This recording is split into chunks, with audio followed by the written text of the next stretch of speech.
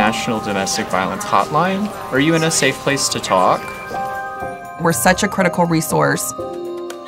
We know from what we hear from the people who use our services that the hotline itself is a lifesaver. Building trust is incredibly important when working with child victims of crime. Meaningful supports allow for children and families to come together in a safe environment. The collaboration between programs and our agency is so crucial. We do just about everything we can to make sure that people are aware of victims' rights and especially the right to compensation. What we know about abuse is about power and control. The National Domestic Violence Hotline is the only 24/7 hotline specifically dedicated to serving victims and survivors of domestic violence. Do you think you'd have, like, say, 20 minutes to do an intake with them, or do you think he'll be back by then? Or we had been on a trajectory with technology for the last several years to begin to move all of our platforms into the cloud. The pandemic accelerated all of that, and who knew we could pull it off in 3 days, but we did. We moved nearly 200 staff members out to remote status without missing a beat. Would you like to maybe get connected to a local program or resource in your area that could offer some further support? I can definitely do that. And that is the beauty of the domestic violence services field. They're doing this work because they make a difference. The hotline could not exist without the local shelter, without the counseling services, the legal advocacy. So how can I assist you? Together is how we create a journey that is a life that is free of violence for survivors.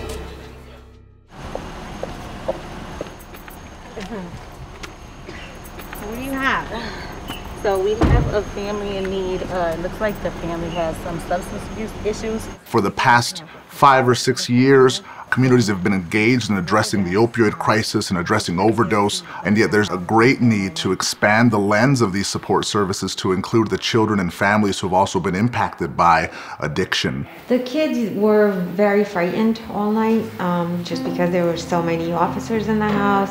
When we think about things like abuse and neglect, you know, these are the very real crimes that the children that we work with every day are being impacted by.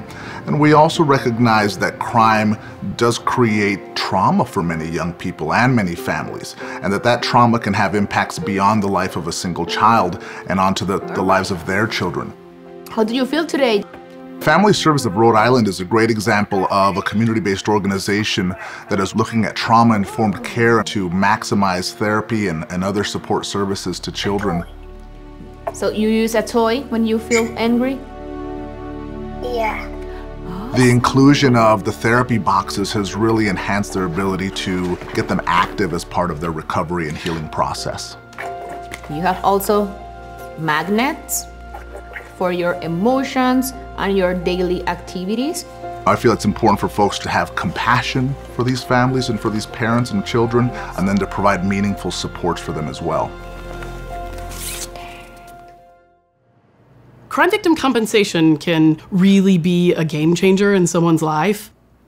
We've figured it out pretty quickly, and we've done it in a way that hasn't jeopardized confidentiality in the least. When victims get connected to the Crime Victim Compensation Program, they're engaging with a compensation specialist who will be assigned to their claim forever. The biggest thing that survivors are looking for is we're looking for safety. Those individuals are trained on victim-centered principles, and most importantly, on the understanding of trauma and how it affects crime victims, so that when they engage with individuals, it's always in a way that causes the least amount of possible re-traumatization to the victim. I felt validated. I remember finding out that I got approved for it and just crying and telling my family that finally somebody's believed me. One of the biggest barriers to accessing our program is just the knowledge that we exist. We have turnover in the field with law enforcement, with victim advocates, prosecutors, and so we've created a robust outreach, marketing, and training plan to make sure that survivors know that we exist. Our ability to put the money back in their pockets quickly can make all the difference in the world. As someone who really cares about children and young people who have been impacted by the opioid crisis, I feel it's important to realize that there are a number of needs, very complex needs related to this issue, and then how do we as a multidisciplinary group of stakeholders in a community work to address those needs. We're open 24/7. Have you called the shelter in Detroit already?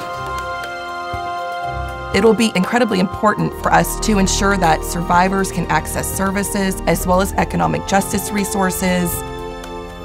The ability to access a trusted advocate in the community is huge.